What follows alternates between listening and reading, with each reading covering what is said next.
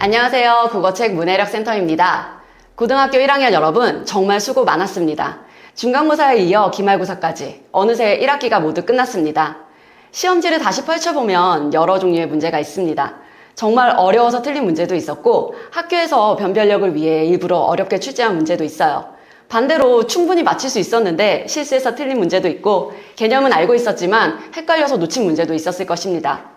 시험이 끝난 뒤 학생들과 상담하다 보면 가장 많이 듣는 말이 있어요. 선생님, 이번에도 점수가 비슷해요. 공부는 더 했는데 왜 성적이 안 오를까요? 중학교 때는 잘했는데 고등학교에 와서 계속 떨어지는 것 같아요. 만약 여러분도 중간고사와 기말고사의 점수가 비슷하거나 조금씩 하락하고 있다면 단순히 운이 없었다고 생각해서는 안 됩니다. 그 안에는 분명한 이유가 있어요. 오늘은 그 이유를 IQ라는 오래된 개념을 통해 한번 이야기해 보려고 합니다. 예전에는 IQ를 정신연령을 실제 나이로 나눈 뒤 100을 곱하는 방식으로 계산했어요. 물론 지금은 IQ를 이렇게 계산하지는 않습니다. 현재 IQ는 같은 연령의 사람들과 비교하는 표준화된 검사입니다. 하지만 저는 이 오래된 공식이 우리에게 굉장히 중요한 교훈 하나를 준다고 생각해요. 예를 들어 10살 아이가 19살 수준으로 생각하고 이해할 수 있다면 IQ가 190입니다. 모두가 천재라고 이야기하겠죠. 그런데 그 아이가 그 이후로 더 이상 배우지 않았다고 가정해 볼게요. 분모는 늘어나는데 분자는 그대로라면 시간은 흘러 11살이 되고 12살이 됩니다. 19살 아이가 여전히 19살 수준으로 생각하고 있다면 IQ는 100입니다. 당연히 천재라는 말은 듣지 못하겠죠.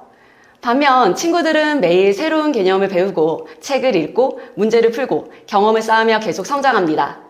그렇다면 처음에는 천재였던 아이도 어느 순간에는 평범한 학생이 될 수 있습니다. 머리가 나빠진 것이 아니라 성장은 멈췄는데 시간만 흘러갔기 때문이죠. 저는 학생들을 가르치면서 이 모습을 정말 많이 봐요.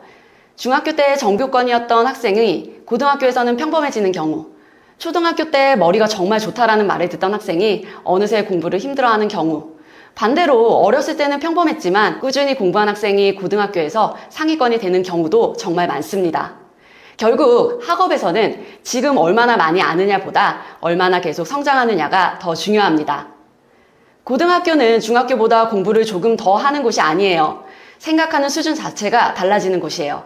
특히 국어는 더욱 그렇습니다. 초등학교에서는 글의 내용을 이해하면 좋은 점수를 받을 수 있었어요.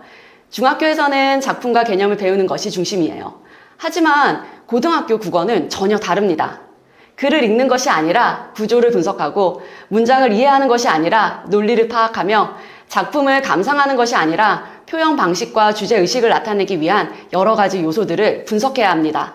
예를 들어 독서 지문 하나를 읽더라도 단순히 내용을 이해하는 것이 아니라 글쓴이가 왜 이런 순서로 설명했는지, 앞에서 제시한 개념을 뒤에서 어떻게 연결하는지, 출제자가 왜 이 선지를 정답으로 만들었는지까지 생각해야 합니다.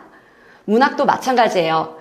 등장인물이 슬프다는 것을 아는 것으로 끝나는 것이 아니라 작가는 왜 직접 말하지 않고 상징과 비유를 사용했는지, 이 장면이 작품 전체의 주제와 어떻게 연결되는지까지 생각해야 합니다.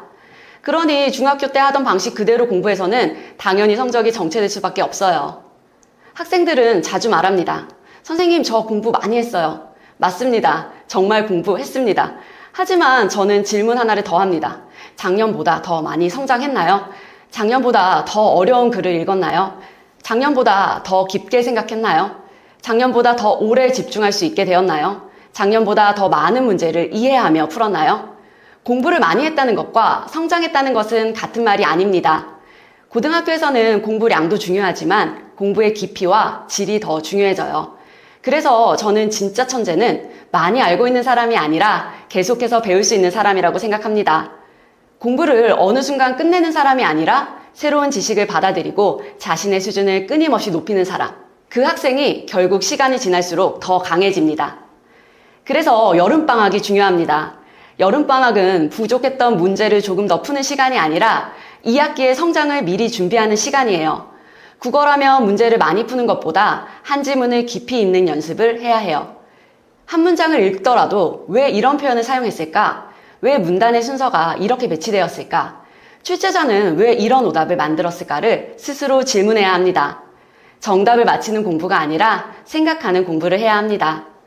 문해력이 좋아진다는 것은 단순히 국어 점수가 오르는 게 아니라 사회 지문을 읽는 힘이 생기고 과학 개념을 이해하는 힘이 생기며 영어 독해와 수학 문제를 해석하는 힘도 함께 자랍니다. 그래서 국어 공부가 결국 모든 공부의 기초가 된다고 믿습니다. 공부를 많이 해야 한다는 이야기를 하면 어떤 학생들은 이렇게 물어요. 공부 잘해야 성공한 거예요? 물론 아닙니다. 요즘은 다양한 삶이 있어요. 좋은 대학을 나오지 않아도 자신의 길을 만들어가는 사람도 많고 예전처럼 대학과 직장만이 성공의 기준인 시대도 아닙니다. 그렇다고 공부의 가치가 사라진 것은 아니죠. 공부를 잘한다는 것은 단지 대학에 가기 위한 것이 아니고 삶의 선택권을 넓히기 위한 것입니다. 돈이 충분한 사람은 오늘 고급 식당에 가서 식사할 수도 있고 내일은 편의점에서 라면을 먹을 수도 있어요. 선택할 수 있기 때문입니다. 하지만 선택권이 없는 사람은 원해서가 아니라 어쩔 수 없이 라면만 먹어야 하는 한 가지 길만 가야 해요. 공부도 마찬가지입니다. 공부를 잘하면 더 다양한 대학을 선택할 수 있고 더 다양한 진로를 고민할 수 있으며 나중에 다른 길을 선택할 기회도 많아집니다. 공부가 행복을 보장하지는 않지만 행복을 향해 나아갈 수 있는 길을 더 많이 만들어줍니다.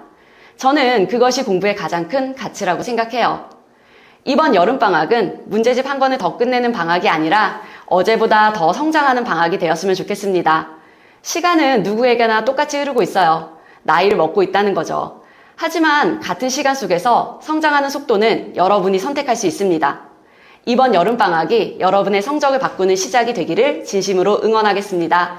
감사합니다.